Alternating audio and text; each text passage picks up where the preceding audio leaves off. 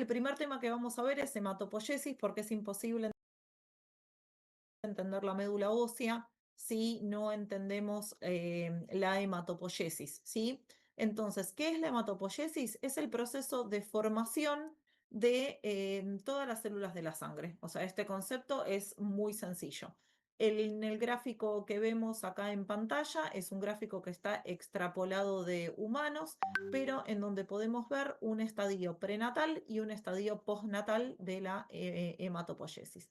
En el estadio prenatal vemos a su vez que tenemos dividido en tres partes. Una parte que acá está indicada como 1, que es la mesoblástica, una parte 2, que es la hepática, y una parte 3, que es la mieloide. ¿Qué nos está indicando esto? Que no importa la especie, en el primer tercio de la gestación, las células hematopoyéticas se forman en el saco vitelino, ¿sí?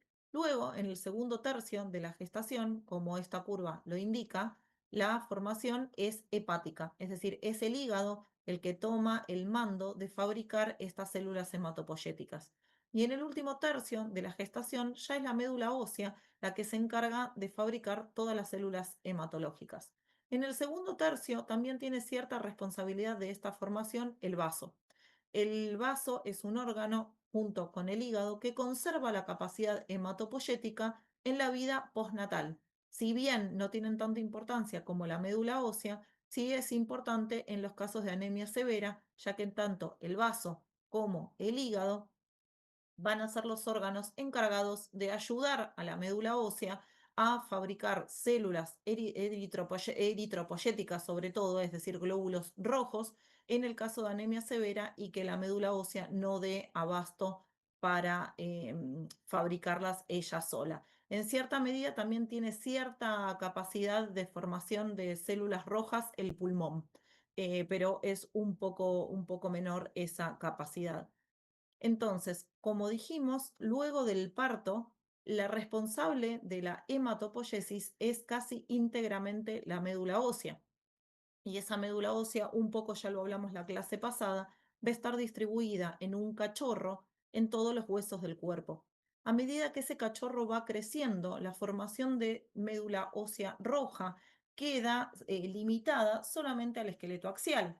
Y el esqueleto axial podemos decir que es el cráneo, todo lo que es columna y las epífisis de los huesos largos, las epífisis proximales solamente, es decir, las epífisis que están más cercanas a todo lo que es columna, ¿sí? Entonces, solamente en esos huesos vamos a encontrar médula ósea roja en un animal adulto o geronte. Y esto, como dijimos la clase pasada, es importante tenerlo en cuenta para cuando vamos a elegir el sitio de punción, ¿sí? Si esto está claro, entonces seguimos. Perdón, se me pasó. Seguimos entonces. Para entender, para entender lo que es la hematopoiesis, tenemos que entender primero cómo está conformada la médula, ¿sí? La médula, como todos sabemos, se ubica dentro de las trabéculas óseas en los huesos que ya dijimos que contienen médula ósea roja, que es la médula ósea funcional. Recordemos que la médula ósea amarilla no es una médula funcional, sino que es tejido graso. Como dijimos en la diapositiva anterior, a medida que el animal crece y luego envejece, ese tejido graso, esa médula ósea amarilla, va ocupando más lugar y pasa de constituirse de en un cachorro un 75% de médula roja versus un 25% de médula amarilla a estar completamente inversa la relación en un animal geronte. En un animal geronte, la médula ósea roja, la médula ósea funcional, la médula ósea hematopoyética, va a representar solamente un 25% y el 75% del resto de la médula va a ser una médula amarilla, es decir, va a ser grasa, ¿sí? En esta foto que tenemos acá, que es una foto de un corte histológico, observamos la trabécula ósea y cómo entre estas trabéculas óseas del hueso esponjoso, ¿sí?, se ubican las células de la médula. La médula ósea es un tejido conectivo especializado, ¿sí? Tiene la capacidad no solo de producir células de la sangre, sino también otro tipo de células que van a servir de sostén a esas células hematopoyéticas y no solo de sostén, sino que muchas veces le van a proporcionar nutrición. ¿Sí? Vamos a seguir. Entonces, acá hay un esquema. Si haríamos un corte longitudinal del hueso, veríamos que tenemos el periósteo, ¿sí? Que está compuesto íntegramente por hueso, y entre las celdas que deja el periósteo, este hueso esponjoso, que es el dibujito que tenemos acá arriba, se van a ocupar, como vimos en el dibujo anterior, las células hematopoyéticas. Tenemos que recordar siempre que el hueso es un tejido que está inervado e irrigado, con lo cual el animal va a sentir dolor adentro de este hueso, sobre todo cuando haya procesos leucémicos gestándose o, por ejemplo, cuando apliquemos medicaciones como la eritropoyetina y el filgrastim que estimulen la producción de células hematopoyéticas. ¿Por qué? Porque esta médula ósea no es un tejido inerte, tiene irrigación y tiene inervación. En este caso, la irrigación es fundamental, no solo para la parte nutricional, sino porque vamos a encontrar los sinusoides, que están representados en este gráfico acá y acá, por ejemplo, acá habría otro sinusoide, que son los sitios por el cual las células hematopoyéticas maduras van a salir a circular. Es decir, que tenemos que tener presente tanto la irrigación como la inervación adentro de la médula ósea. Bien. Hasta acá, ahora sí me pueden contestar en el chat. Hasta acá vamos bien. ¿Hay alguna pregunta? Yo voy a estar en este momento mirando el chat. ¿Sí? ¿Vamos bien? Perfecto. Si no hay ninguna pregunta, ninguna consulta, entonces sigo. Espectacular. Entonces, la arquitectura de la médula ósea podemos decir que está compuesta como se lee acá, ¿sí? O sea, como por tres áreas que están muy definidas. Un área hipocelular, que es la que está más cerca al periósteo. Un área de maduración, que es donde van a madurar todas las células, que va a ir desde el periósteo y hasta el sinusoide. Voy a volver un poquito para atrás. Ahí está. Si nosotros pensamos que, a ver, por ejemplo acá, que esta zona que dice 3 es el periósteo, podemos encontrar una zona hipocelular en donde van a estar pegadas al periósteo todas las células madres, las células más primitivas, y a medida que se acercan al sinusoide, las células van a ir madurando cada vez más. ¿Por qué? Porque cerca del sinusoide ya se tienen que alojar las células que están maduras, las células que van a salir a circular. A lo mejor acá se entiende un poco mejor. Yo no sé, y ustedes si quieren me pueden decir ahora si se ve mi flecha. ¿Se ve la flecha de mi computadora, lo que yo estoy señalando? Porque a lo mejor yo estoy señalando y ustedes no la ven. Sí, se ve, perfecto. Entonces, si esto lo consideramos periósteo o tejido óseo, cerca del tejido va a haber una zona en donde se van a ubicar las células más primitivas, las células madres, las células que están en estadio G0 sin entrar en mitosis, y a medida que nos acercamos al sinusoide, la celularidad va a ir aumentando de las células más inmaduras a las células más maduras que se van a alojar en esta zona para ya atravesar lo que es el endotelio y salir a circular por el sinusoide. Bien. Entonces, vamos a encontrar una zona endostial, que es la que les decía que está muy pegadita al hueso, ¿sí? Con mayor proporción de precursores, pero estos precursores van a ser precursores bien inmaduros. Va a haber una zona intermedia en donde va a haber células eritroides y células mieloides en maduración, ¿sí? Esto va a ser el área de maduración, y una zona central en donde haya mayor proporción de megacariocitos. Los megacariocitos en general, como son muy grandes, no se alojan cerca del sinusoide porque si no, no van a poder salir. Lo que emiten, eso lo vamos a ver cuando veamos la megacariopoyesis, los megacariocitos son como pseudópodos que salen a través del sinusoide y van generando las plaquetas. ¿Sí? ¿De qué va a depender la celularidad de la médula ósea roja? Es decir, ¿de qué va a depender cuánta médula hay? Por supuesto que va a depender de la demanda. Es decir, si un animal está anémico, la médula va a recibir el estímulo de la eritropoyetina y entonces va a aumentar la demanda de la línea roja. Ahora, si un animal tiene necesidad de un estímulo de la línea mieloide, por ejemplo, ante un caso de inflamación o de infección aguda, va a recibir y se van a producir a nivel de la médula ósea mayor cantidad de interleuquinas que le indiquen a esa médula que tiene que aumentar la producción de las células mieloides.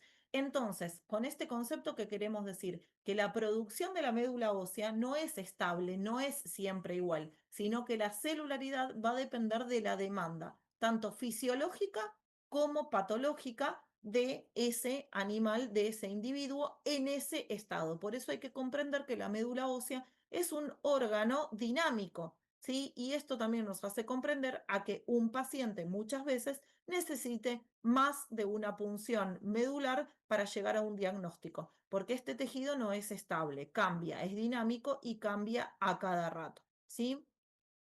Para establecer si hay una celularidad normal, debemos correlacionarlo con la edad del animal. Y esto es lo que yo les decía recién hace un ratito, que cuando yo miro una médula es importantísimo saber qué edad tiene el animal. ¿Por qué es importante saber qué edad tiene el animal? Porque a lo mejor si yo estoy punzando un animal geronte y no tengo en cuenta que un animal geronte va a tener un 75% de médula amarilla y un 25% de médula roja, eso me lo puedo llegar a confundir con una médula hipocelular. Y sin embargo no es una médula hipocelular, sino que es una médula acorde a la edad del paciente, ¿sí?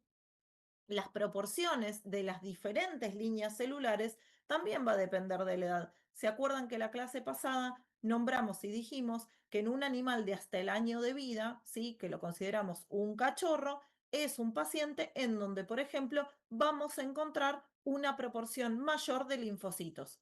En un recién nacido, como dice acá, es normal encontrar hasta un 50% de linfocitos en la médula. En cambio, en un adulto, un 50% de linfocitos ya nos estaría hablando de una leucemia linfoide. ¿Sí? Todas estas particularidades hay que tenerlas en cuenta para saber qué podemos encontrar como hallazgo normal o como hallazgo patológico. Continuamos entonces. Esto es un poquito otro gráfico que muestra lo que yo les contaba recién, ¿sí? Vamos a tener, esto es un corte histológico y acá tenemos un dibujito, ¿sí? Entonces, en el corte histológico tenemos el periósteo, el hueso, ¿sí? Representado en este estadio.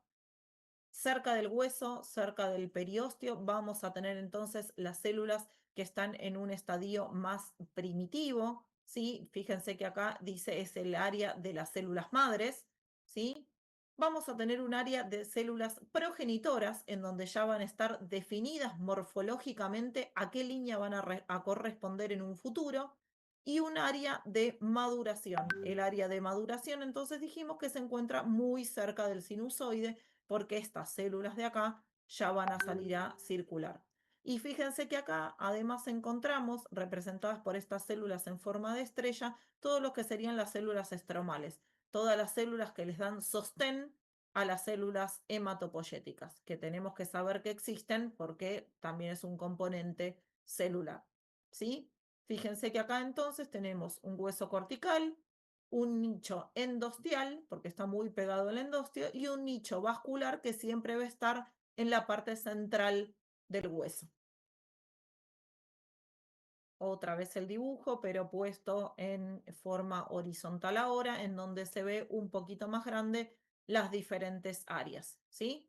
El área de células madres entonces, el área de células progenitoras y hacia la parte central y cercano al sinusoide, el área ya de células maduras listas para salir a circular. Bien. Otra cosa que dijimos que era importante tener en cuenta era todo lo que era la vasculatura de la médula ósea, ¿sí? Hay entonces una arteria longitudinal central que se ve acá en el dibujito.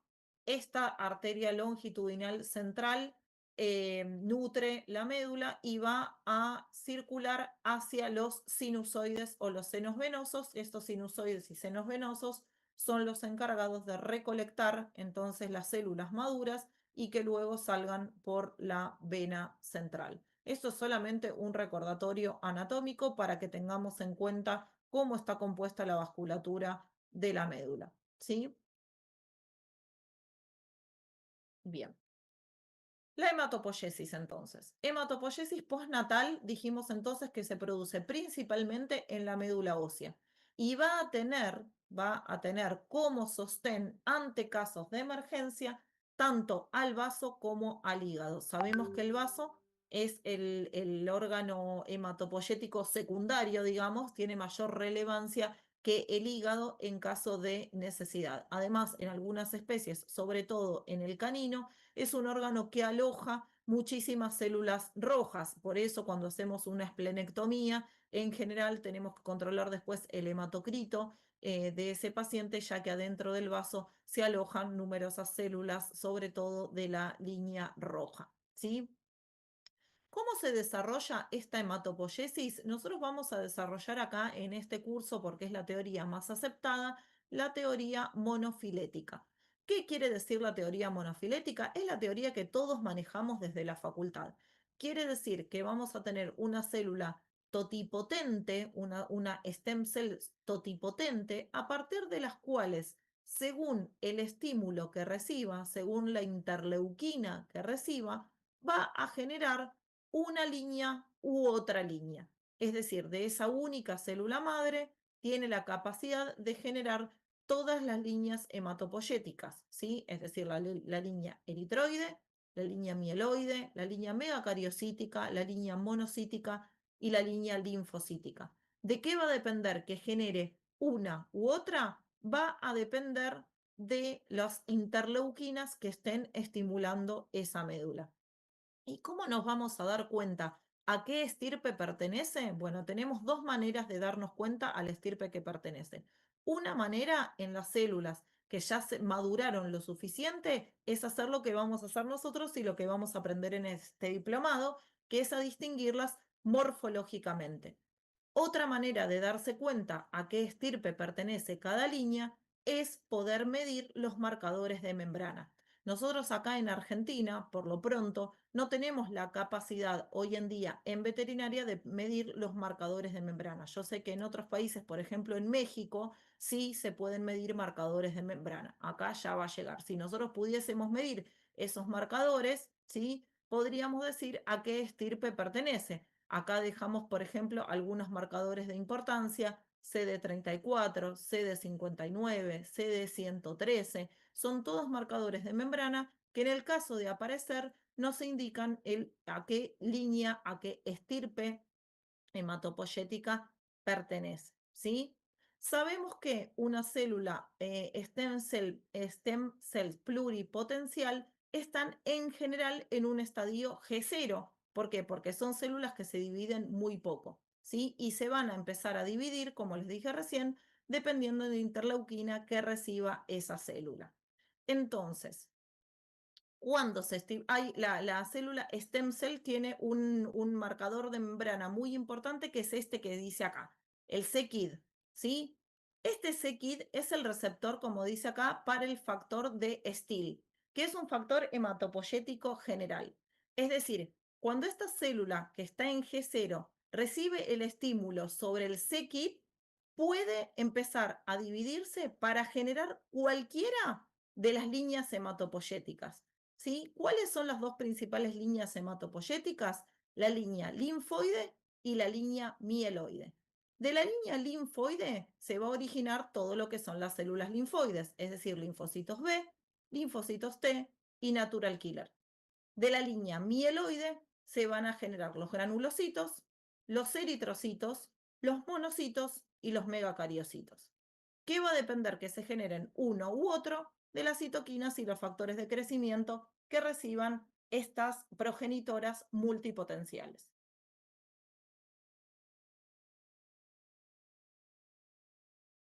Acá lo vemos en otro gráfico, ¿sí? En donde tenemos la célula totipotente, la célula pluripotencial, que depende el estímulo que reciba. Fíjense que de acá a un lado dice interleuquinas y del otro dice factores estimulantes, va a generar un precursor mieloide o un precursor linfoide. Como dijimos recién, del precursor linfoide, este precursor va a madurar y se van a generar los linfocitos T, los linfocitos B, las natural killer, y a su vez del linfocito B, luego la célula plasmática.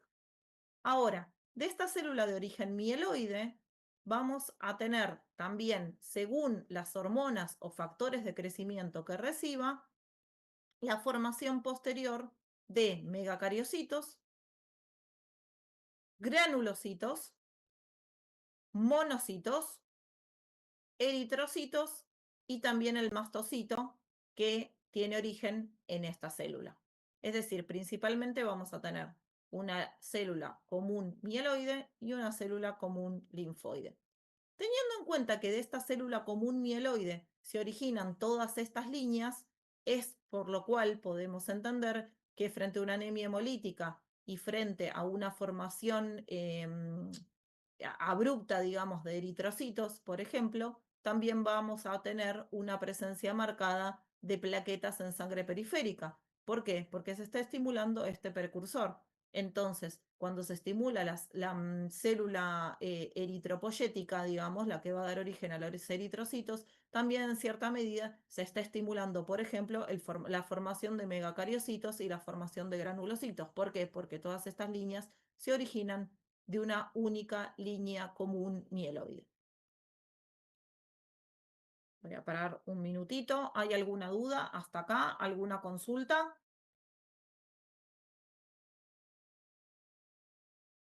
¿Está todo claro? Si está todo claro, seguimos adelante.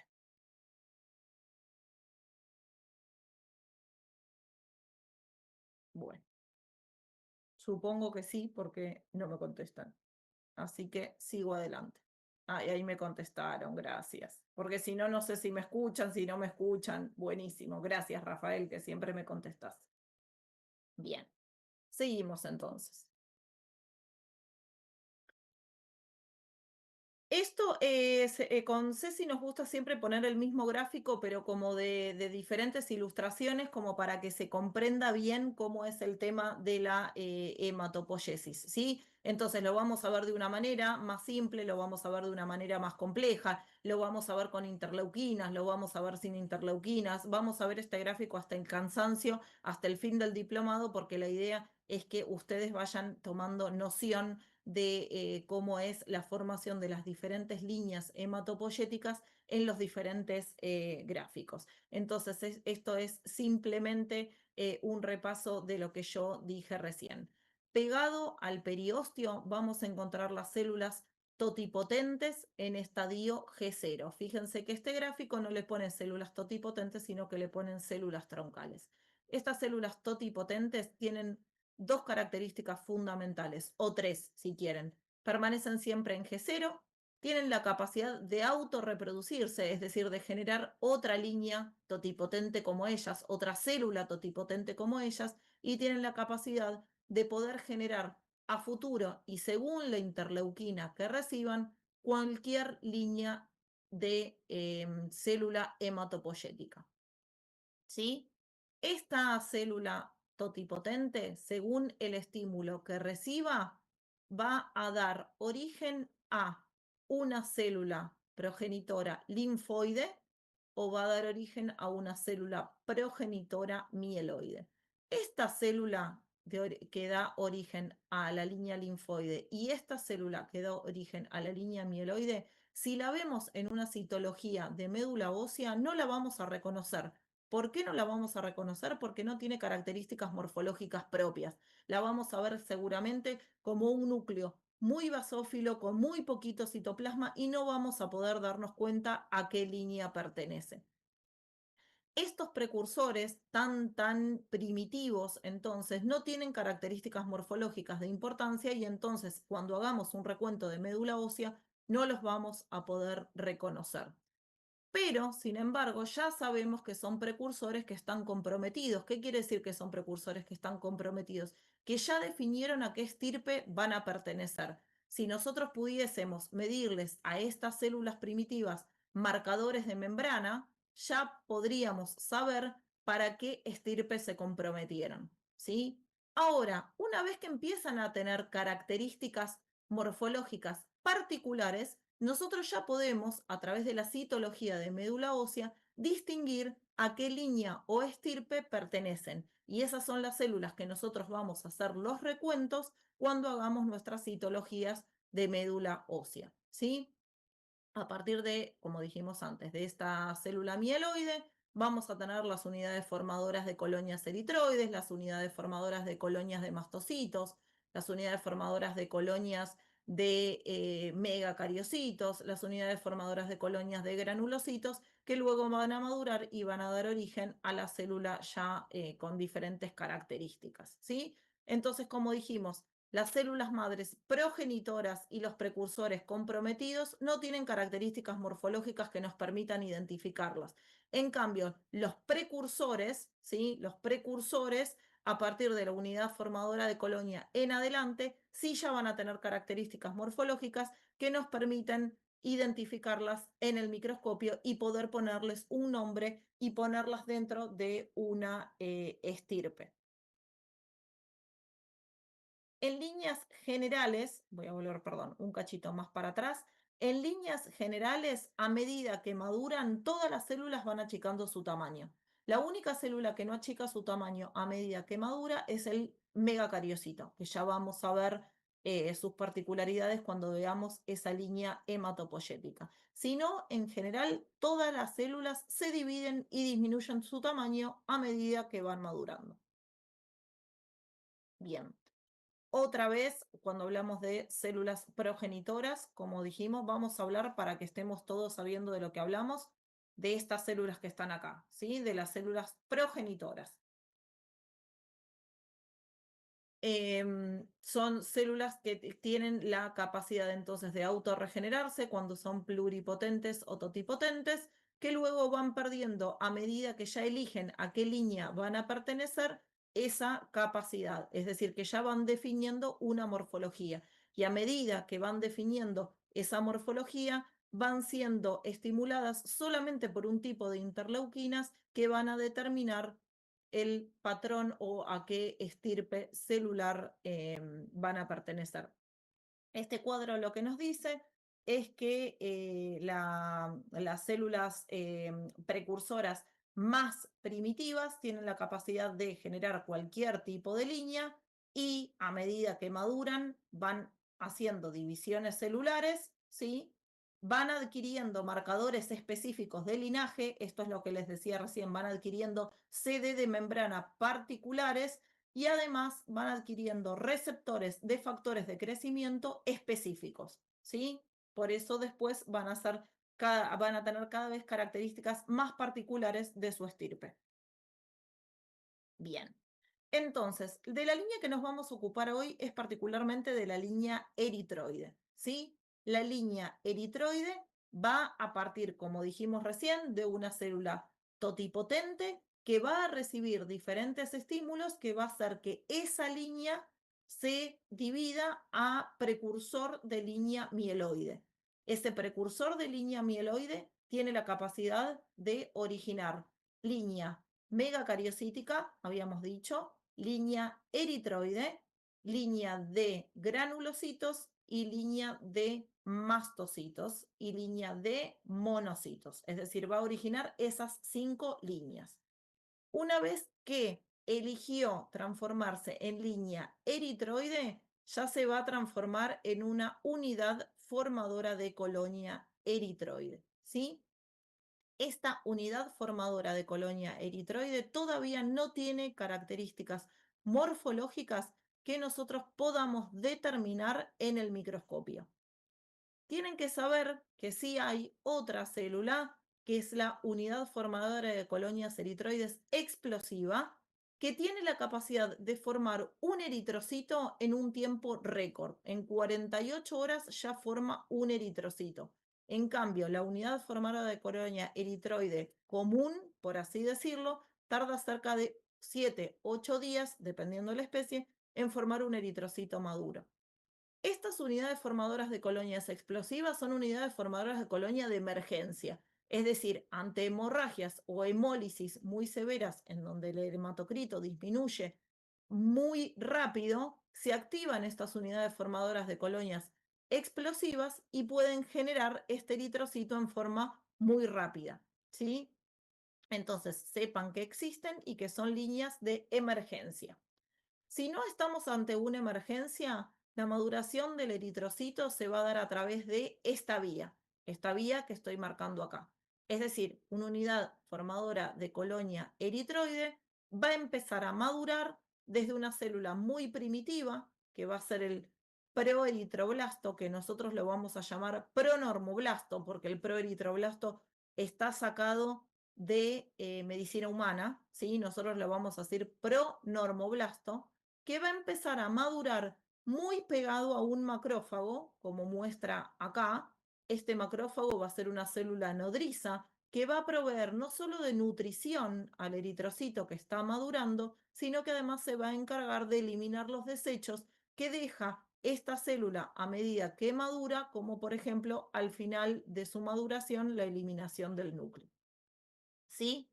Entonces, la maduración del leño eritroide va a iniciarse en una unidad formadora de colonia eritroide, luego un pronormoblasto, luego un normoblasto basófilo, que se va a llamar así por el color que adquiere su citoplasma, luego un normoblasto policromatófilo, un normoblasto ortocromático, un reticulocito y finalmente un eritrocito, ¿sí? Todas estas células que pertenecen a la estirpe eritroide, pero en diferentes periodos de maduración, van a expresar glicoforina, que es un marcador inmunohistoquímico que en el caso de poder dosarlo o medirlo nos indicaría que la célula que tiene glicoforina pertenece a la estirpe eritroide. Acá abajo tienen otro gráfico distinto que indica cómo va madurando la célula eritropoyética, desde ser una célula muy grande y muy indiferenciada a ser una célula muy pequeña y con una característica particular que sabemos que va a ser un eritrocito. Ahora, a medida que avance la clase, vamos a ver las particularidades de cada una de estos estadios eritroides. Bien. Entonces, como les dije recién, la maduración del eritropoyesis va a ocurrir en lo que llamamos islotes, ¿sí? ¿Por qué lo llamamos islotes? Porque va a estar los diferentes estadios de la eritropoyesis madurando alrededor de un macrófago. Este macrófago es la célula nodriza, que como dice acá, se ubica en el centro de las células eritroides que van a estar madurando a su alrededor. ¿Cuál es el principal estímulo que va a recibir la médula ósea para que empiece a fabricar células de la línea eritroide? Eso ya lo sabemos todos, es la eritropoyetina. ¿Dónde se genera, o mejor dicho, dónde se activa la eritropoyetina? En el riñón. ¿Y cuál es el principal estímulo que hace que se genere eritropoyetina? La hipoxia, ¿sí? Esa eritropoyetina va a viajar hasta la médula ósea y va a indicarle a las células más primitivas que se dividan y que generen posteriormente un glóbulo rojo maduro. Otro estímulo diferente a eritropoyetina, esto sepan que es una hormona, pero sepan también que va a haber interleuquinas que van a actuar en este proceso. ¿Cuáles son las interleuquinas importantes? Bueno, la interleuquina 3, la interleuquina 9, el factor de Still y los factores estimulantes de colonias granulocíticas monocíticas. ¿Sí? Todos estos factores son importantes para que se genere un glóbulo rojo maduro. Y obviamente que otra cosa que vamos a necesitar para que se genere un glóbulo rojo maduro es la integridad del hígado, la integridad del riñón, porque tanto el hígado como el riñón nos van a proveer de eritropoyetina, de vitamina B12, de vitamina B9 y de hierro. Es decir, que no solamente voy a necesitar una médula ósea sana, sino que voy a necesitar que tanto el hígado como el riñón, como el intestino, que es importante para la absorción de nutrientes, tengan un perfecto funcionamiento que haga que la materia prima llegue a la fábrica. Como dijimos recién, a medida que madura, el glóbulo rojo, el eritrocito, va perdiendo su tamaño, va cambiando su coloración, va perdiendo su núcleo y va ganando hemoglobina. Todo este proceso va a dar características morfológicas particulares a la célula que nos va a hacer, o nos va a permitir, mejor dicho, ponerle un nombre y un apellido a cada estadio madurativo. ¿Hasta acá vamos bien? Excelente.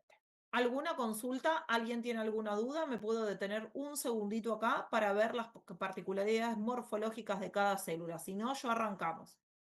Perfecto. Todo esto que yo les comenté de las interleuquinas, los factores de maduración, los CD que tienen cada célula en la membrana. No nos vamos a detener en ver todo esto porque es muy molecular y la verdad que hace muy densa y muy aburrida la clase. Al que le interese leerlo, porque por lo menos una vez en la vida está bueno leerlo, esto está muy detallado en un libro, en el libro, en la Biblia de la hematología, que es el Shalms, ¿sí? Hay un capítulo en donde habla específicamente de los marcadores, de los CD de membrana, de las interleuquinas que actúan en cada estirpe. Y está bueno, si quieren leerlo, se los recomiendo. Hoy les compartimos con Ceci a todos nuestro apartado de bibliografía. En esa bibliografía, como les explicamos en la primera clase, hay libros completos, hay consensos a nivel internacional, hay atlas de imágenes, tanto de lo que vamos a ver ahora de médula ósea, como también de citología, incluso del resto de los órganos del cuerpo, pero les recomiendo particularmente, está descargado completo el Shalm, que vayan al capítulo en donde habla de eritropoyesis y amplíen todos estos conocimientos en el caso de querer ahondar un poquito más en el tema. Está muy, muy bien descrito, es muy didáctico, hay gráficos y dibujitos muy lindos en donde pueden leer todo lo que yo voy a explicar en la clase de hoy. Bien, seguimos entonces. Bien. Acá tenemos entonces un resumen de lo que yo les estaba diciendo recién, ¿sí? Acá tenemos células eritroides en diferentes estadios madurativos. Acá en este gráfico de acá vamos a ver el macrófago que actúa como célula nodriza y la unidad de forma o unidad formadora de colonia eritroide que va a ir madurando alrededor de este macrófago que va a actuar como célula nodriza hasta llegar a ser un eritrocito maduro. Todo este proceso, como dijimos, según la especie, dura entre 7 y 8 días, pudiéndose acortar si son estimuladas estas unidades formadoras de colonias explosivas.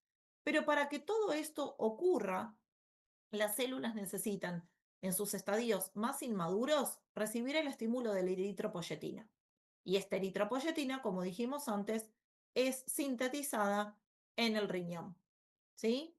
Los estadios más maduros, que son los que están ubicados a la derecha de acá, más que eritropoyetina van a necesitar hierro. ¿Sí? Por eso tenemos marcado acá la EPO y acá tenemos marcado el hierro como cofactor importante para que se forme un glóbulo rojo maduro. El hierro, por supuesto, va a venir no solo de la dieta, con lo cual va a ser muy importante el normal funcionamiento del estómago y del intestino, sobre todo el duodeno, para que este hierro pueda ser absorbido en forma correcta, sino que también va a venir de los macrófagos, sobre todo de los macrófagos hepáticos, que son los encargados de reciclar el hierro, ¿sí? De los glóbulos rojos que se rompen, tanto en el vaso como en el hígado. Entonces, el hierro es fundamental también para que se sintetice un glóbulo rojo maduro. Por eso, muchos pacientes que son operados del duodeno y en donde se hace donde se extirpa una porción de duodeno o donde se extirpa una porción de estómago, tienen déficit de hierro, ¿sí? Y entonces en esos pacientes hay que saber que esta eritropoyesis no se va a dar de manera normal. Lo mismo pasa en los animales con anemia por inflamación crónica, en donde el hierro no puede ser bien absorbido en intestino y no solo no puede ser bien absorbido en intestino, sino que queda atrapado adentro del macrófago. Entonces esos pacientes no tienen biodisponibilidad de hierro, no solo porque no lo logran absorber, sino también porque el que ya absorbieron queda dentro de ese macrófago, ¿sí? Por eso es tan importante la biodisponibilidad del hierro. Esto también es un resumen de lo que yo les decía recién, de todos los órganos que tienen que funcionar correctamente para que se produzca un glóbulo rojo sano. Hablamos de riñón, ¿sí? Hablamos del riñón que está por acá y de su producción de la eritropoyetina. Hablamos de un normal funcionamiento de la médula ósea. Hablamos recién de un normal funcionamiento del intestino para lograr una correcta absorción del hierro, por supuesto, de un normal funcionamiento del vaso. Este gráfico es muy lindo porque es donde se involucran todos los factores necesarios para formar un glóbulo rojo sano, para llegar desde una célula primitiva a un eritrocito completamente funcional. Entonces ahora sí que ya entendimos cómo se forma un glóbulo rojo, que dijimos que se va a formar alrededor de ese macrófago que funciona como célula nodriza, que va a depender del normal funcionamiento de un montón de órganos y que va a necesitar como materia prima fundamental eritropoyetina, hierro, vitamina B12, vitamina B9. Si tenemos todo eso de manera normal, se va a producir una eritropoyesis normal. Y ahora sí es donde nosotros, como veterinarios de laboratorio, tenemos que empezar a aprender las características de cada uno de los estadios de la eritropoyesis para que cuando hagamos la lectura de la médula sepamos reconocerlos. A grosso modo, lo que dijimos es que la maduración del eritrocito va a implicar ir desde una célula muy grande y muy basófila a una célula muy chiquitita, anucleada y muy acidófila, que es el eritrocito maduro, ¿sí? Y que este patrón de maduración de una célula grande con un citoplasma muy basófilo, con un núcleo con una cromatina muy laxa, a una célula mucho más reducida con un núcleo más pignótico, es un patrón que se va a producir en todas las células de la médula ósea. Entonces, tenemos que entender que el pronormoblasto es la primera célula morfológicamente reconocible del eritropoyesis. Y sin hacer uso de la memoria, vamos a hablar un poco del metabolismo celular. Si yo estoy hablando de una célula muy inmadura, es normal que yo espere que sea una célula muy grande, porque adentro de esa célula muy grande se van a estar produciendo un montón de proteínas. ¿Por qué se van a estar produciendo un montón de proteínas? Bueno, porque esa célula tiene el mecanismo metabólico muy activo para producir diferentes proteínas que le ayuden después a diferenciarse en una célula especializada como es el eritrocito y además porque esta célula va a entrar en sucesivos ciclos de mitosis para llegar a ser ese eritrocito maduro. Entonces, todas las células primitivas van a ser grandes, basófilas, con núcleo grande, central, de cromatina laxa. ¿Por qué tengo que tener la cromatina laxa? Porque necesito el ADN muy abierto, porque necesito mucha transcripción y traducción de proteínas. Si yo un núcleo lo tengo muy compacto, muy pignótico, ahí no se puede traducir ni transcribir ninguna proteína. Entonces, estas células son grandes, basófilas, con un núcleo muy grande, de una cromatina muy laxa, un ADN muy abierto, con presencia de nucleolo. Son todas las células inmaduras, son iguales. Miremos este pronormoblasto. Tiene muy poco citoplasma. Este citoplasma es muy basófilo, ¿sí? Su núcleo es grande, central y de cromatina laxa con presencia de nucleolo y tiene un aparato de Golgi, que es este que vemos acá, muy marcado.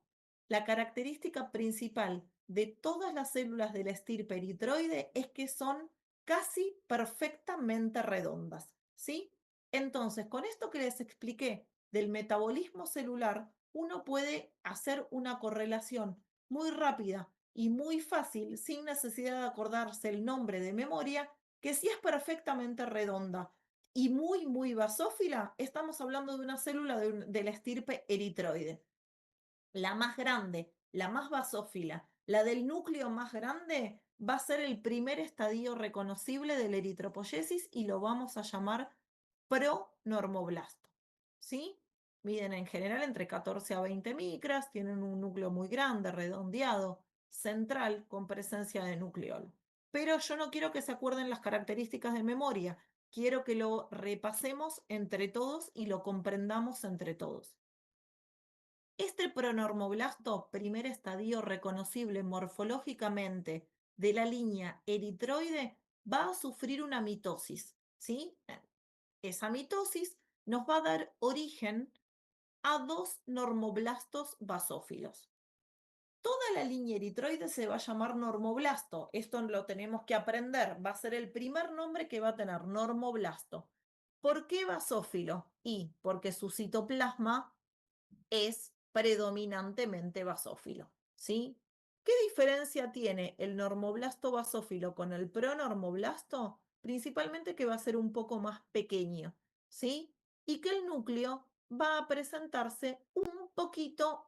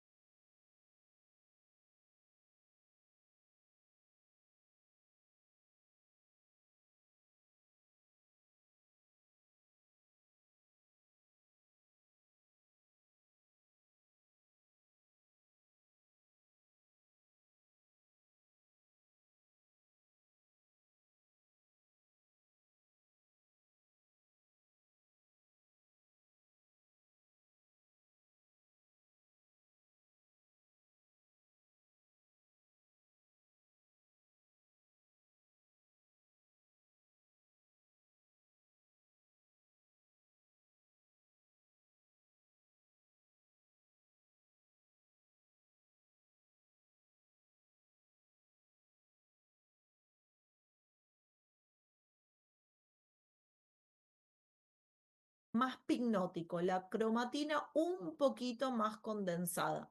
¿Se acuerdan que dijimos que a medida que maduran las células, van achicando su tamaño y compactando su núcleo? ¿Por qué? Porque tengo que dejar citoplasma para que vaya entrando hemoglobina, ¿sí? Entonces, este segundo estadio es un poco más pequeño, con el núcleo un poco más condensado, y lo vamos a llamar normoblasto porque pertenece a la serie eritroide, y basófilo porque tiene un citoplasma preferentemente basófilo. ¿Sí? Volvemos acá, el normoblasto basófilo se va a dividir a su vez a un normoblasto policromatófilo.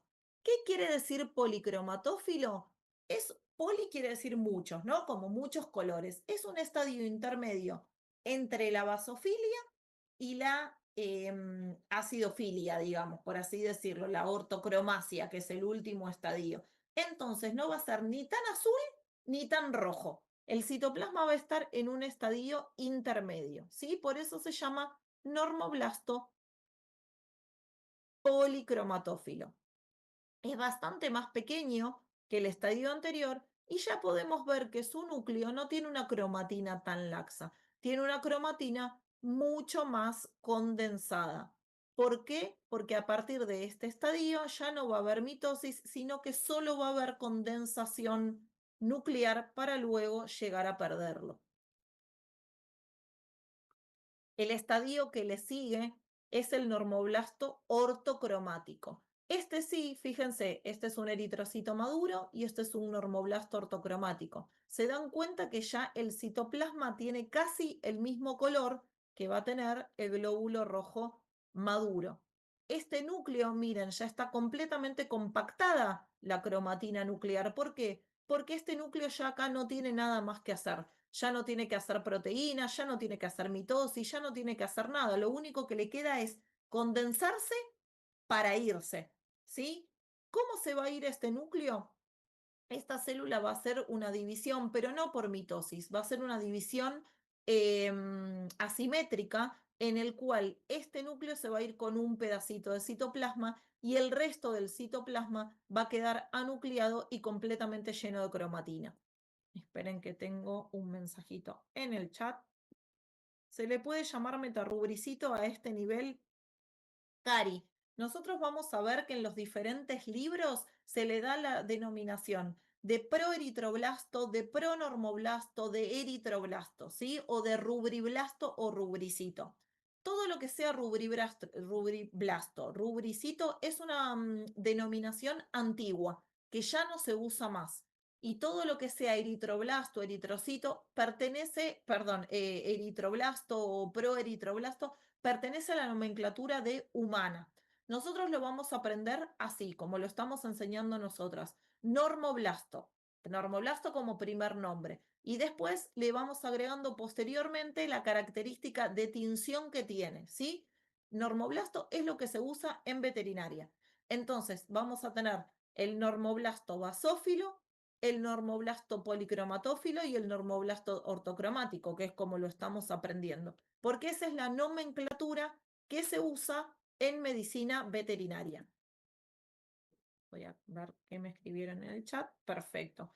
Luego les voy a pasar por el chat un cuadrito muy lindo que lo compartió un colega que hizo el diplomado pasado, en donde está la denominación, o sea, los 3 tipos de denominaciones, como para que lo aprendió a reconocer con otro nombre, aprenda también esta nomenclatura, que es la que tenemos que saber nosotros, los veterinarios que informamos médula, ¿sí? Así como se lo estamos enseñando nosotros. Y que me parece que en líneas generales es una manera más fácil de acordarse el nombre, porque nosotros nos acordamos que todos son normoblastos y si nos acordamos del color del citoplasma, ya sabemos qué viene detrás de la palabra normoblasto. ¿Sí? Voy a volver un segundito para atrás.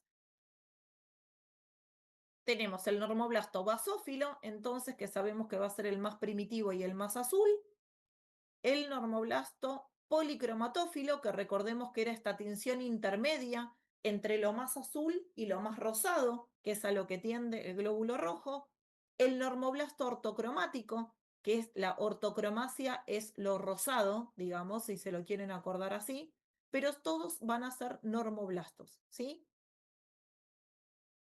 Entre el normoblasto, que pierde su núcleo, y el eritrocito maduro, vamos a tener el reticulocito. Recordemos que el reticulocito tiene un tamaño un poquito más grande que un glóbulo rojo maduro, un eritrocito, y que además mantiene estos restos ribosomales que se van a evidenciar con tinciones particulares como el azul brillante de cresilo o el nuevo azul de metileno. Es decir, son anucleados, pero mantienen estos pequeños restos ribosomales y tienen un tamaño un poquito más grande que el eritrocito común y tienden a ser un poquito más violetas. Recuerden que siempre en sangre periférica hay reticulocitos. Es normal encontrar reticulocitos en sangre periférica. Lo que va a depender si esos reticulocitos están en un número aumentado o no es el de estadio del hematocrito del paciente. En general, en pacientes anémicos, esperaríamos encontrar mayor cantidad de reticulocitos que en un paciente que no está anémico. Pero reticulocitos hay siempre, en pacientes anémicos y en pacientes con un hematocrito normal, porque es un estadio de maduración normal del eritrocito. Finalmente, los reticulocitos van a madurar a eritrocitos, ¿sí?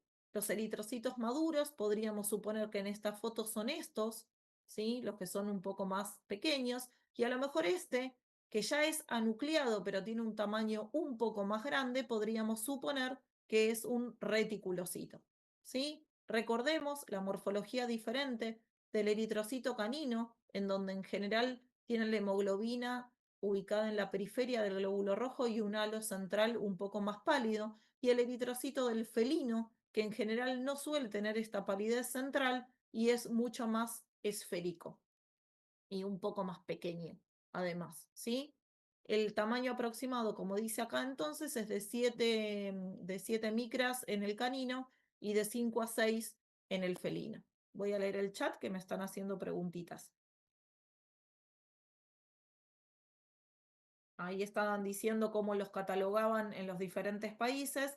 Y Karina dice, En frotis de sangre venosa hacemos la corrección en caso de aparecer estos glóbulos rojos nucleados, entonces a partir de ahora pondríamos normoblastos ortocromáticos. Exactamente, yo los informo como normoblastos ortocromáticos y sí, se hace la corrección en general cuando aparecen en un porcentaje mayor de un 10%. Si aparecen en un porcentaje menor a un 10%, la corrección es ínfima y entonces no tiene mucho sentido hacerla. Pero si aparecen mayor a un 10%, se informan como normoblastos ortocromáticos tanto porcentaje. Sí, sí, es así. Se usa así como lo estás diciendo vos, Cari. A ver si tengo alguna otra preguntita antes de seguir o algún colega quiere hacer alguna pregunta. Aproveche ahora que es el momento. Si está todo bien, seguimos entonces, ¿sí? Bien, seguimos.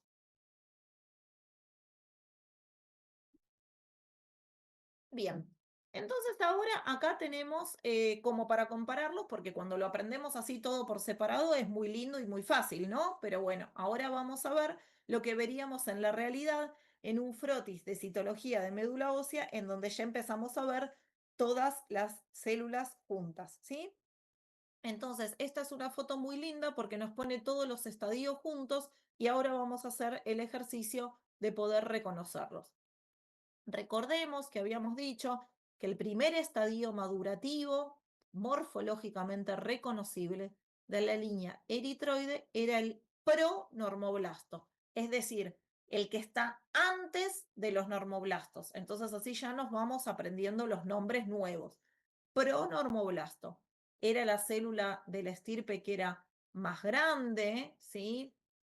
Que tenía el núcleo con la cromatina menos densa, menos condensada, en la cual podíamos ver nucleolo y un aparato de Golgi evidente que en estas células lo vemos acá.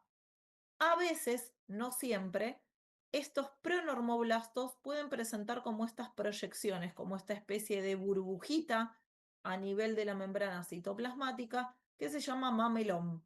Acá hay uno, acá hay otro. Esta morfología es completamente normal y no nos está hablando de ninguna disfunción de este glóbulo rojo. ¿Sí? Es completamente normal encontrarlos y si los encontramos en este estadio madurativo, en el pronormoblasto.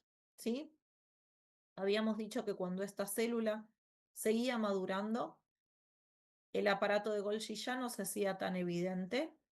En general se perdía alguna capacidad de ver nucleolos y pasábamos al estadio de normoblasto basófilo, que en este caso está acá representado por el número 2. Como los tenemos cerca, es fácil darnos cuenta de la diferencia de coloración del citoplasma. ¿Sí? Este es mucho más basófilo. Este adquirió un poco más de citoplasma, redujo su volumen y es un poquito menos basófilo. Tengan en cuenta que el intercambio entre los diferentes estadios madurativos no es algo lineal, sino que es algo progresivo, con lo cual muchas veces vamos a encontrar células que las vamos a ver y no vamos a estar muy seguros en qué estadio ponerlos.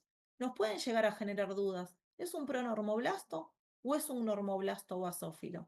Si los ponemos en uno o en otro, no nos van a hacer una diferencia marcada del recuento. Lo que sí tenemos que tener en cuenta es mantener siempre el mismo patrón para catalogar a cada uno. Ese patrón lo vamos a determinar nosotros mismos. Entonces yo voy a decir, bueno, hasta cierto tamaño, de cierta coloración y hasta cierto tamaño del núcleo, para mí van a ser pronormoblastos. Ahora, cuando adquieran esta u otra característica en particular, yo ya los voy a empezar a llamar normoblasto basófilo. Y ese patrón, ese corte que yo me voy a poner, lo voy a mantener en toda mi lectura de médula. ¿Por qué? En general, de estos estadios más primitivos, pronormoblastos, normoblastos basófilos, solemos encontrar muy poquitos a nivel medular. Entonces, que uno esté de un lado del recuento o del otro no nos va a hacer cambiar nuestro diagnóstico. Lo que sí tengo que hacer, como les dije recién, es mantener siempre el mismo criterio para hacer el recuento entre uno u otro. Seguimos entonces. Cuando este estadio madurativo, que era normoblasto porque era de la línea eritroide y basófilo porque tenía citoplasma basófilo, sigue madurando y entramos a un estadio en donde el citoplasma ya no es ni tan violeta ni tan rosado, lo íbamos a llamar normoblasto policromatófilo, que en este caso está representado por el número 3. Hay diferencia de tamaño evidente, hay diferencia de coloración evidente, ya no vemos ni la sombra del aparato de Golgi ni nada por el estilo, y el núcleo está mucho más pignótico. Finalmente, cuando el núcleo se compacta del todo, se hace excéntrico, ya no, fíjense que acá más o menos sigue manteniendo en forma central, en este ya no, ya está excéntrico, y el citoplasma se vuelve mucho más acidófilo u ortocromático. Vamos a llamar a esta célula normoblasto ortocromático. Y finalmente, este también es un normoblasto ortocromático que ya está a punto de perder el núcleo. Recuerden que todos estos núcleos, estos restos nucleares que eran eliminados, eran luego fagocitados por ese macrófago nodrizo, ¿sí? Y luego, una vez que la célula pierde el núcleo del todo, va a ser primero reticulocito y finalmente eritrocito. Para definir si es reticulocito o eritrocito, me voy a guiar por el tamaño, por la coloración del citoplasma y por hacer la coloración diferencial de reticulocitos con nuevo azul de metileno o azul brillante de cresilo. ¿Hasta acá alguna duda o seguimos avanzando?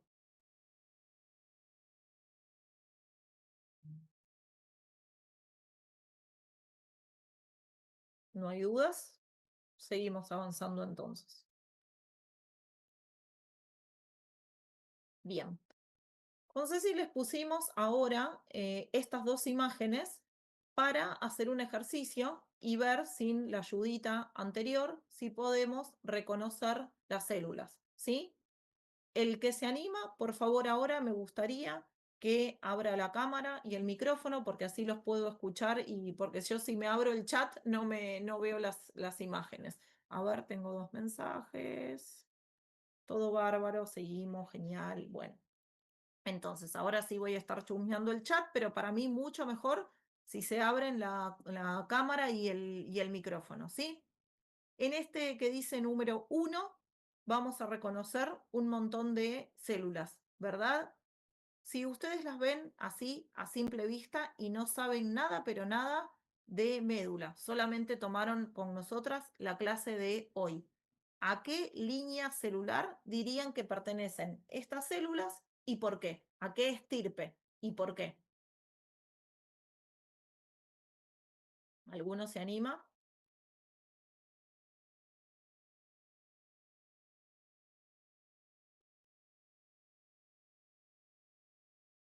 ¿Alguien se anima a abrir micrófono y decir si pertenecen a línea eritroide o a línea mieloide? ¿O a línea linfoide, por ejemplo? Muy bien, Ana, para vos decís que son todas línea eritroide, o la mayoría son de línea eritroide. ¿Y qué características reunían esas células para que vos te dieras cuenta que pertenecían a la línea eritroide?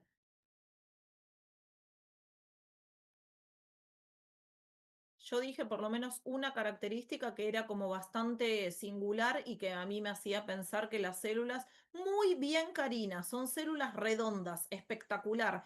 Fíjense que en su gran mayoría, y si uno no sabe absolutamente nada de médula, se da cuenta que estas células en su mayoría son células bastante redonditas. Ahora, yo les hago una pregunta. ¿Esta célula que está acá y que se parece bastante a las células de la línea eritroide? Yo no las veo redondas, dice Rafael. Fíjate, Rafael, que más que nada el núcleo, ¿no? Es como perfectamente redondo. El núcleo es casi perfectamente redondo. Fíjate, fíjate esta que yo estoy marcando acá, que si bien el núcleo es redondo, ustedes el citoplasma, ¿lo ven parecido con algún citoplasma de los cuales yo expliqué en la clase de hoy? ¿O lo ven diferente?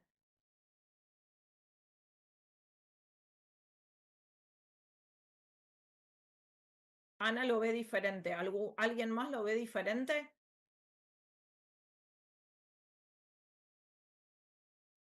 Diferente también. Perfecto. El citoplasma es diferente, no tiene ninguna característica de las que yo expliqué. Es más, tiene hasta vacuolitas adentro. ¿Por qué? Porque esta es una célula plasmática reactiva. Las células plasmáticas ya las vamos a ver en otra clase, pero nos podemos confundir fácilmente con la línea eritroide, pero tiene en general el citoplasma con prolongaciones y vacuolitas. Fíjense, como sin saber absolutamente nada, esta particularmente no es de MOT, las células de MOT tienen otra característica que de luego las vamos a ver en una clase más adelantada, pero fíjense con las nociones básicas que yo les di hoy para reconocer células del estirpe eritroide, la mayoría de ustedes pudieron darse cuenta que esta célula no pertenecía a la línea eritroide. Y eso es muy importante y quiere decir que van adquiriendo conocimientos en la clase de hoy. Ahora, vamos a hacer otro ejercicio. Esta célula, esta célula, esta célula, esta, son todas de la línea eritroide, ¿verdad? ¿Y ustedes a qué, como qué nombre le pondrían con la clase que tuvimos hoy? ¿Dentro de qué estadio madurativo ustedes catalogarían a estas células? ¿Son normoblastos, son pronormoblastos? ¿Son normoblastos basófilos? ¿Son policromatófilos o son ortocromáticos? Karina dice ortocromáticos. Rafael me dice policromatófilos. Algunos de los que yo le mostré son más ortocromáticos y alguno podría prestar a confusión que para algunos, como para Rafael, poder catalogarlos como policromatófilo. Por ejemplo, esta célula de acá no hay ninguna duda que es un ortocromático. De hecho, miren, ya está teniendo esa división asimétrica que yo les decía y está perdiendo su núcleo, ¿verdad? Este tiene muy poquito citoplasma, este tiene muy poquito citoplasma, este tiene un citoplasma un poco más marcado, con lo cual para Rafael tranquilamente este podría ser un policromatófilo y a este o a este ya catalogarlos o a este como ortocromáticos. Por eso yo les decía recién que muchas veces depende del ojo del operador y del límite que ustedes se pongan como característica morfológica de catalogarlos para un lado o para el otro, ¿sí?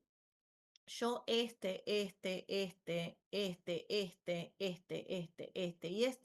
a mi gusto los catalogaría como ortocromáticos. A lo mejor tendría un poco más de duda en este, que tiene un poco más de citoplasma, o a ver si hay algún otro, no, después este a lo mejor me haría entrar a duda y los catalogaría como un policromatófilo. ¿Sí? Pero estos en general ya con el núcleo tan pignótico y tan excéntrico para mí serían ortocromáticos. Vamos a ir al otro dibujo, al dibujo de el 2, ¿sí? Al dibujo 2. Ustedes en este gráfico de acá, ¿ven muchas o pocas células de la línea eritroide? Células redondas con núcleo pignótico, excéntrico. Perfecto, pocas. Son básicamente células de la línea mieloide, casi todas las que se ven ahí, que no vamos a aprender las características de esta línea hoy, sino la clase que viene. Pero, ¿por qué les ponemos con Ceci estos dos gráficos? Si ustedes tienen un paciente anémico y empiezan a mirar sin saber absolutamente nada de médula, o sea, agarraron hoy sin saber nada de médula, tienen un paciente anémico, le hacen una punción de médula y ven esta médula. Usted, la número 2, ¿ustedes dirían que este es un paciente que está regenerando glóbulos rojos o no? No. Fíjense entonces como sin saber nada, ustedes ya pueden decir, tengo un paciente anémico, le puncé la médula, miré la citología, yo no sé nada de médula, pero me doy cuenta que no hay células de la línea eritroide. Entonces, si no hay células de la línea eritroide, mi paciente anémico no está reponiendo su hematocrito. ¿Sí? Hoy casi punzo uno que la hematóloga le dio turno en una semana con 9 de hematocrito. Bueno, mira, Rafael, podrías haberlo punzado, lo puedes citar para mañana, y sin saber hacer un recuento medular, pero por lo menos podés ver si regenera o no regenera. ¿Qué pasa si el paciente de Rafael, que tiene 9 de hematocrito, Rafael le punza la médula y ve la imagen 1? ¿Qué podríamos sospechar? En un paciente anémico que tiene toda línea eritroide, que está produciendo, que está compensando, que esa médula está tratando de reponer ese hematocrito, ¿sí? Miren qué importante es sabiendo reconocer solamente una línea que aprendimos hoy, cómo ya nos cambia el panorama y cómo una punción de médula ya nos puede aportar un dato más. Qué diferente es si vemos una médula como la 1 o una médula como la 2 en un paciente anémico. Y miren con qué poquitas herramientas de las que yo les enseñé hoy, ustedes podrían distinguir si está ocurriendo un evento o está ocurriendo otro. Ahora, yo les hago una pregunta.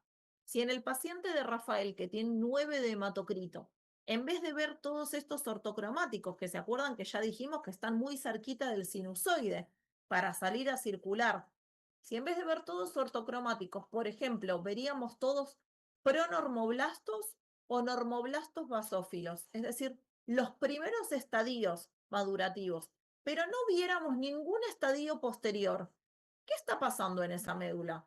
¿Por qué genera los estadios más primitivos, pero no generan los estadios posteriores? ¿Qué podría estar pasando? Una neoplasia podría ser, pero para que haya una neoplasia no tendríamos que encontrar células neoplásicas metidas en médula, ya sean células neoplásicas de origen medular o no.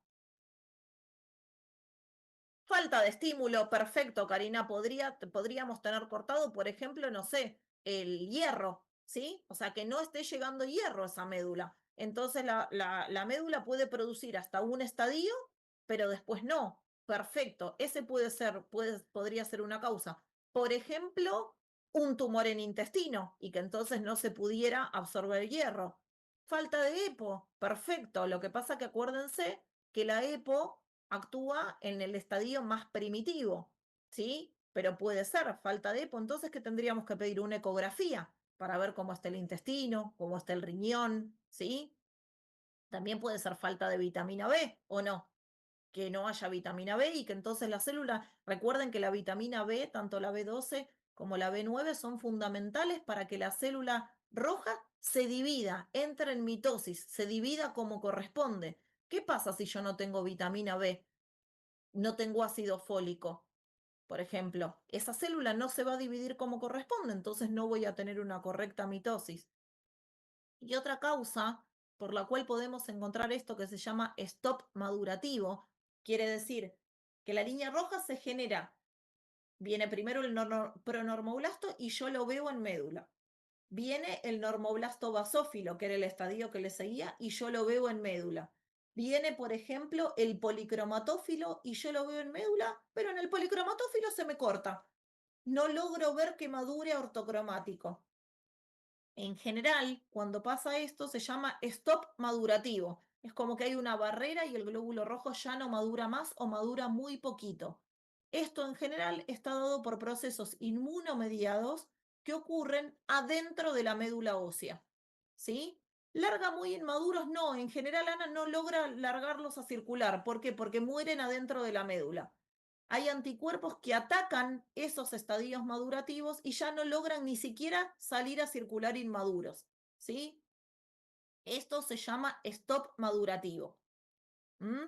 Eso lo vamos a ver cuando veamos patrones medulares. Y son procesos en donde hay anticuerpos que se generan adentro de la médula ósea. Es como si fuese, claro, exactamente, no los ves en sangre periférica siquiera, no los ves porque no logran salir a madurar. Y estas patologías en general se tratan con corticoide. Es como si fuese una anemia inmunomediada, pero en vez de ocurrir en sangre periférica, ocurre en médula ósea, ¿sí? Una Ehrlichia canis cuando invade médula, sí, también podría ser que por eso no veamos precursores. Perfecto, sería una hipoplasia eritroide en ese caso, ¿sí? Una hipoplasia de toda la línea. Perfecto. También lo que puede ocurrir es una diseritropoyesis. ¿Qué es una diseritropoyesis? Hay alguna alteración metabólica que hace que el glóbulo rojo no madure como corresponde y entonces muere antes. ¿Sí? Esto puede ser un déficit enzimático, puede ser alguna alteración en la producción de la membrana del glóbulo rojo, puede ser alguna producción en la normal síntesis de hemoglobina, cualquier proceso metabólico que haya ocurrido una mutación y que se vea afectado el normal desarrollo del glóbulo rojo, va a producir una diseritropoyesis. Entonces vamos a ver glóbulos rojos alterados en médula que no van a lograr salir a circular. Todos estos patrones son patrones eritroides, ¿sí? Que luego, si mal no recuerdo, la clase que viene, vamos a ver patrones medulares, pero quiero que los tengan en cuenta. Entonces, hablamos de hiperplasia eritroide compensadora, un animal anémico en donde en la médula vemos muchos glóbulos rojos, una hiperplasia eritroide compensadora. Una hipoplasia eritroide, que son aquellas médulas que miramos y que no hay precursores de glóbulos rojos. Por ejemplo, como dijo Karina, en el caso de una erliquia. Por ejemplo, en el caso de una intoxicación por exceso de estrógenos. También vamos a tener una hipoplasia eritroide.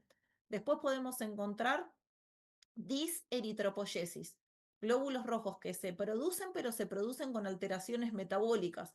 Podemos ver glóbulos rojos multinucleados, podemos ver glóbulos rojos con alteraciones en la membrana, podemos ver glóbulos rojos que están unidos por puentes intercelulares. Todo esto nos está informando de una mala producción eritroide. ¿Por qué se da generalmente? Por déficit enzimáticos o por déficit en el metabolismo del glóbulo rojo, ¿sí? Y también podemos tener casos de stop madurativo por procesos inmunomediados.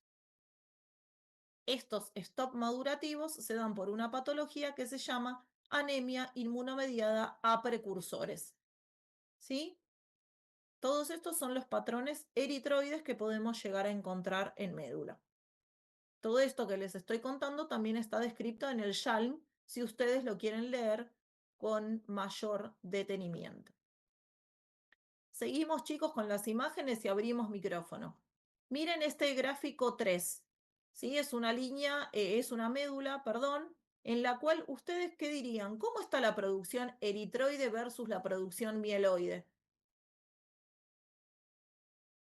¿Aumentada, disminuida, pareja? ¿Qué piensan?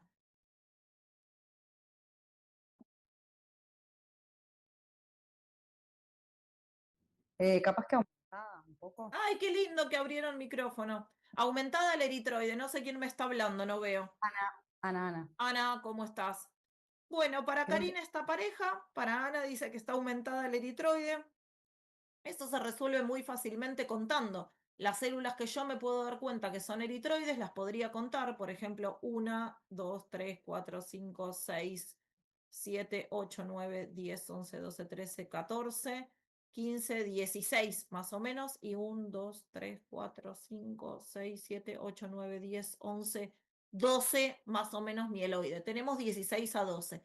En este campo que estamos viendo, podríamos decir que está un poquito más aumentada la producción eritroide, pero en líneas generales, sí, está bastante parejita. Esta célula que está acá, grande, en el medio de todas estas que son eritroides, todas estas, todos nos damos cuenta que estas son eritroides, ¿verdad? Porque son redondas, bien violetas y demás. Miren esta célula, ¿ustedes dirían que es de la estirpe eritroide o podríamos no considerarla eritroide? Y si no la consideramos eritroide, díganme por qué no. ¿Alguien se no anima? yo no la consideraría eritroide por la forma. Muy bien, La- no se considera por- eritroide por la forma. Habíamos dicho que las eritroides tienden a ser redondas. Esta no es redonda, es más bien ovalada, elíptica, es más bien alargada. ¿Sí? ¿Todo el mundo se da cuenta de eso?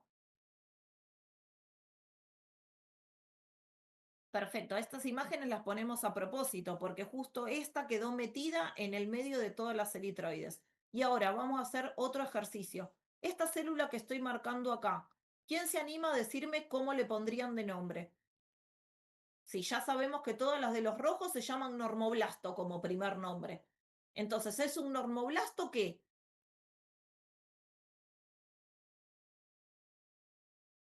Ortocromático, buenísimo, Rafael. A ver, pregunto, ¿y esta de acá?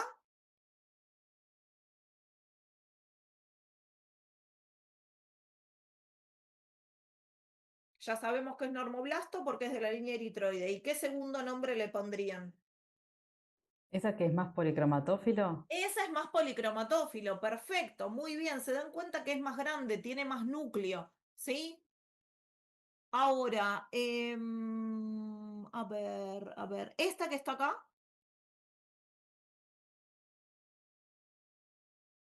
Es normoblasto. ¿Estamos todos de acuerdo que es normoblasto? ¿Qué segundo nombre le pondrían? Basófilo, dice Margarita. Sí. Muy bien, Margarita, puede ser. ¿Alguno piensa diferente que Margarita? ¿Alguno le podría poner policromatófilo?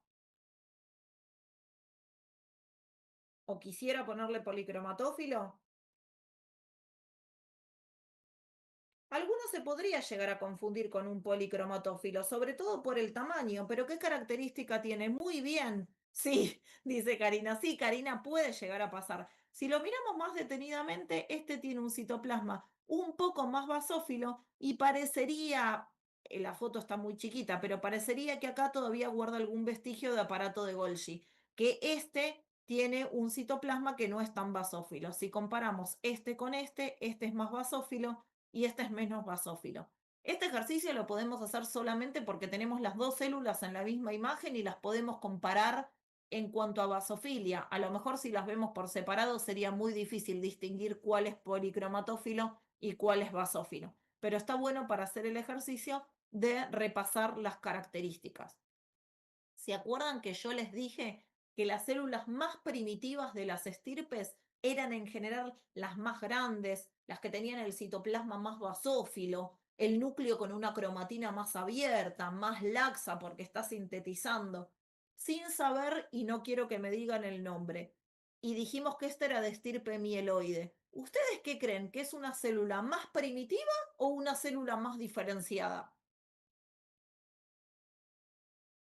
Más primitiva. Perfecto, Rafael, perfecto. Miren cómo, sin saber todavía la línea mieloide, ya reconocieron que no es eritroide y que encima es de las más primitivas. Entonces, por eso yo siempre les digo que no es importante aprender las cosas de memoria, hay que razonarlas. Y razonarlas, razonándolas, nos van a salir siempre las cosas bien. Vamos a ver la otra foto, ¿sí? Todas células de la línea, o casi todas células de la línea eritroide, de la foto 4. ¿Estamos de acuerdo? Bien. Sí. Entonces, volvemos a hacer un repaso. A esta célula que yo estoy marcando acá, ¿qué nombre le pondrían?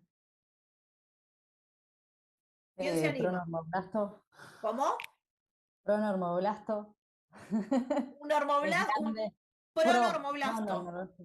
Sí. Perfecto, sí, pronormoblasto. ¿Por qué? Es Porque es más grande, grande. citoplasma basófilo, Es presencia basófilo. de aparato de Golgi. Acá Sí. podría decirse que se ve un nucleolo, ¿no? Al lado Sí. hay una que tiene unas características muy parecidas, pero es un poco más chiquitita. Si a esta le ponemos pronormoblasto, a esta le podríamos poner normobasófilo capaz, ¿sí? A esta también. ¿Y esta Sí. qué piensan? ¿Es un normobasófilo o es un policromatófilo?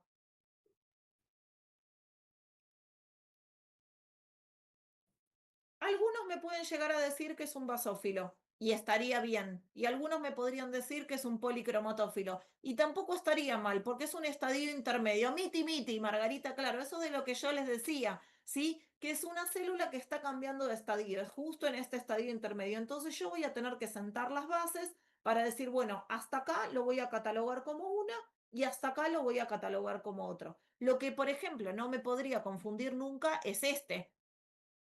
A este yo nunca le pondría que es un normoblasto basófilo, ¿sí? Este ya sí o sí es un policromatófilo. Ya no tengo aparato de Golgi, ya no tengo un núcleo tan con una cromatina tan laxa, ¿sí? ¿Se entiende?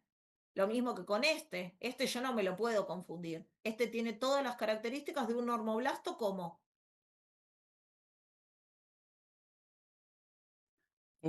Ese es más ortocromático. ese es un ortocromático, sí, ese ya es ortocromático del todo. Fíjense que ya, o sea, el núcleo lo tiene súper, súper compacto, ¿sí? Y ahora, ¿de este qué me dirían? De este que estoy señalando acá. Muy bien, Rafael, muy bien. Ese es un engaño, lo que les quise hacer, pero Rafael no cayó en mi engaño. Este es un linfocito, ¿sí? ¿Cómo sé que es un linfocito? Prácticamente no tiene citoplasma. Y fíjense qué diferente es la cromatina nuclear. ¿Se dan cuenta la cromatina nuclear que es diferente patrón e incluso hasta diferente color? A veces cuando uno empieza a leer médula es muy difícil darse cuenta de esta sutileza, pero justamente en esta imagen la ponemos porque están justamente las dos células juntas. Alguno podría decir, un ortocromático la verdad que no es, porque tiene un núcleo muy grande, pero no tiene citoplasma, entonces me confunde.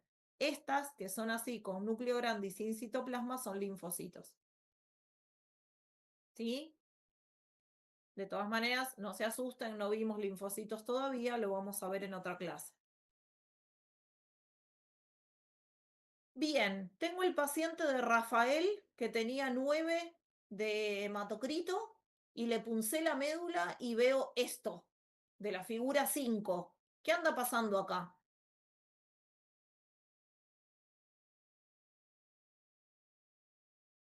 ¿Regenera, no regenera? ¿Regenera full?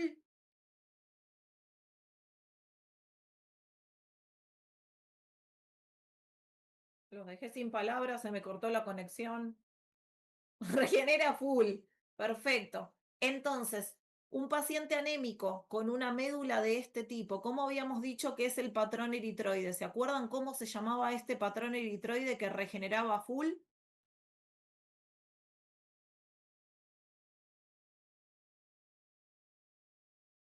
Hiperplasia, muy bien, hiperplasia eritroide compensadora. Sí, probablemente se activaron los mecanismos de emergencia, como dice Karina. Y si se activaron los mecanismos de emergencia, ¿qué unidades formadoras de colonia estaban activas? Además de las unidades formadoras de colonias eritroides.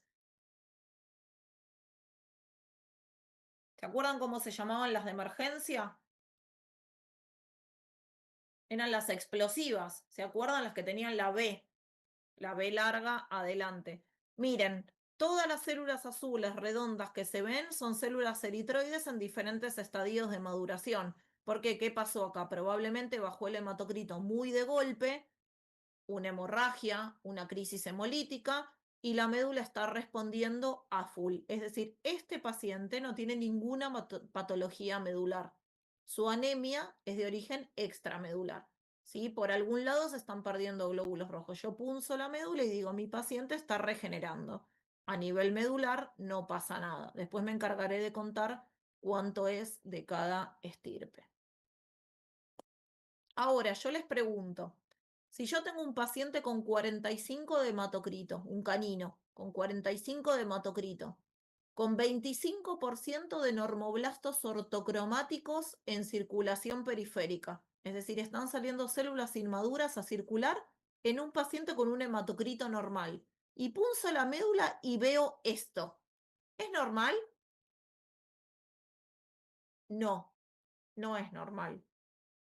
¿Qué puede llegar a andar pasando? Si yo veo células inmaduras en un 25% circulando y encima veo una médula que está así, produciendo a full. ¿Que se esté gestando qué en esta médula? Una leucemia eritroide. Perfecto. Y si no, otra patología que no es tan grave, donde se producen muchos glóbulos rojos, que en realidad no veríamos tantos inmaduros circulando en sangre periférica. Y tampoco tendríamos 45 de hematocrito. Una policitemia, que sea la antesala de una policitemia vera y que ese paciente en un tiempo, sí, también puede ser hipoxia, perfecto, Karina, que ese paciente en un tiempo tenga 80 de hematocrito, ¿sí? Porque todo esto que se estaba gestando a nivel medular, en algún momento salga todo junto a circular. No es lo habitual, ¿sí? Lo habitual es verlo en hiperplasias eritroides compensadoras. Y en esta de acá, ¿qué anda pasando? En la 6. Observen bien la imagen. ¿Es lo mismo que la 5? ¿Tienen los mismos patrones de coloración? ¿Son las mismas células? No. Ana ya dice que no. Muy bien. En, en la médula 6 también veo muchas células redondas, grandes, ¿sí? Pero prácticamente no veo de línea eritroide. Ay, no les digo que no. Hay acá, acá, acá, acá. Todas las otras células que vemos no son de línea eritroide. No importa de qué línea son, pero ustedes se dan cuenta que no son, sí, Puede ser mieloide, también puede ser algunas formas blásticas que anden dando cuenta que anden dando vueltas, sí, linfoides. Pero ustedes ya solo con la clase de hoy se dan cuenta que las células que están en la foto del gráfico 6 no pertenecen al estirpe eritroide, que eso es lo que me interesa que se lleven de la clase de hoy, saber diferenciar. Che, estas células son redondas, citoplasma basófilo y bla, pero no me parece que sean de la línea eritroide porque la línea eritroide, como vimos en el gráfico número 5, son bien redondas y bien azules. En cambio, estas son celestes, no son azules. ¿Sí? ¿Queda clara la diferencia, chiquis, en la clase de hoy? Sí, parecen, a mí también me parecen blastos, Karina. Sí, la verdad que sí. Bien. Bueno, y acá que nosotros lo fuimos haciendo, lo hice un poco más dinámico para cuando lo fuimos haciendo con las fotos, reconocemos los patrones medulares que estuvimos hablando hoy, ¿sí? Hiperplasia eritroide compensadora, que ya la saben reconocer, hipoplasia eritroide, ¿sí? La hipoplasia eritroide habíamos dicho en esas médulas que yo tengo un paciente anémico y no produce. Miren esta foto de acá. ¿Ustedes dirían que este paciente está compensando si es anémico? No está compensando nada. Y no solamente no está compensando, sino que no tiene células de nada. Yo diría que es una hipoplasia medular severa esta más que una hipoplasia eritroide. ¿Sí? La plasia pura de línea roja, la plasia pura de línea roja es una condición en la cual hay células de las otras estirpes, vemos linfos, vemos megacariocitos, vemos línea mieloide, pero no vemos ninguna célula de la línea eritroide. Eso es una plasia pura de línea roja. No es algo que se ve habitualmente, pero aparecen. Una anemia inmunomediada precursores, la nombramos recién. ¿Qué veíamos en una anemia inmunomediada precursores a nivel medular? ¿Cómo les dije que se llamaba ese corte que veíamos en la maduración? Un stop madurativo. ¿Se acuerdan? El stop madurativo era característico de la anemia inmunomediada contra precursores. Una mielosis eritrémica o leucemia eritroide, que es lo que vimos recién con el ejemplo de la foto 5 en un paciente que tenía un hematocrito normal, por ejemplo, pero esa médula. Y luego el patrón de policitemia. La policitemia, igualmente voy a hacer una salvedad y creo que ya para terminar la clase, la policitemia es considerada una leucemia mieloide, porque recuerden que la línea mieloide generaba glóbulos rojos, plaquetas, granulocitos, monocitos y mastocitos. Entonces es considerada una leucemia de línea mieloide crónica.